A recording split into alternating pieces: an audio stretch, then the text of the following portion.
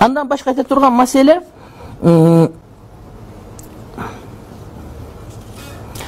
биз өзүбүздү адамдар мактаган китептерди, китеп окуп үлгү алган адамдар мактаган китептерди окууга көндүрүшүбүз керек. Максим Горкийдин бекем бир жакшы сөзү бар. Силер жакшы китепти окуп албасаңар, азырда кийинчерээк китеп окуганга таптакыр мүмкүнчүлүк таппай каласыңар деген сөз. Мен дайыма студенттер лекция окуганда айтам, студент убакта мен кийин окуп алам деген менен китептин атын жаттап калып өткөрүү керек өтө көп болот. Менин башыман көп өткөн да.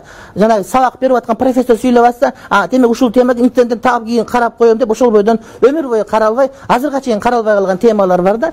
Ошо Меккеде окуп жүргөнүбүздө, бул жерде окуп жүргөнүбүздө кайсы бир теманы сүйлөгөндө башын жазып алып туруп, болду ушуну мен мына китептен карап алат экенмин деп, китептин аты жазылат, бети жазылат, бирок китеп өмүр бою ачылбай калып кеткен. Азырга чейин кээ бир темалар өкүндүрөт. Ошондуктан студент убакта, эркин болгон убакытта китептерди көп окуп алганга аракет кылыш керек.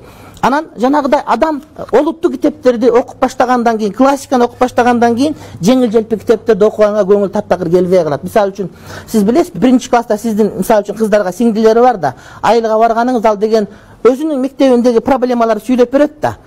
1-класста сизге ошол эле кызыктуу болчу. Бирок азыр сиз чоңоюп калган үчүн анын темалары сизге кызыктуу эмес. Саудиялык чоң окумуштун бирөө айтат, биз 11 тууганбыз дейт. Анан мен айылга барганда апам эң жакын мага дейт. Мен молдомун дейт. Диний адис, калгандары банкир, мугалим, башка акчасы көп дейт.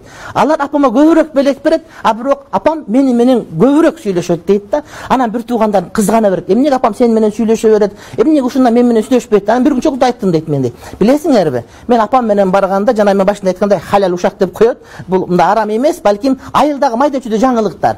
Коштунанын кызы күйгө тийип кеткен экен, мындай сеп бериптир. Анан аттан жыгылып түшкөн экен, мындай болгон экен. Анан тигиндей болгон экен. Анан мектепте билесиңби? Жана мектепте кесе болгондон минтиптир, тигинтиптир. Айтыр айылдагы боло турган сөздөр. Же болбосом коштунанын кунажын тууган экен, эгиз тууган экен, бир торпок өлүп калыптыр.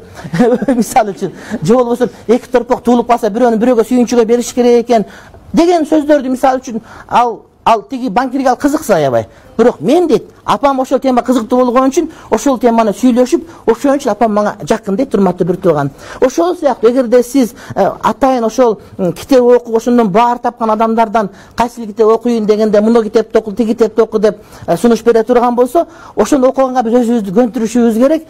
Балким бир-эки жолу кыйналабыз, бирок кийинчерээк барып биз олуттуу темаларды окуп, ал эми олуттуу эмес китептерди мындай бир аш кыла албай кала турган деңгээлге жетип алсак, мына ушул деген чыныгы бактылык деп айтсак жакшы болот.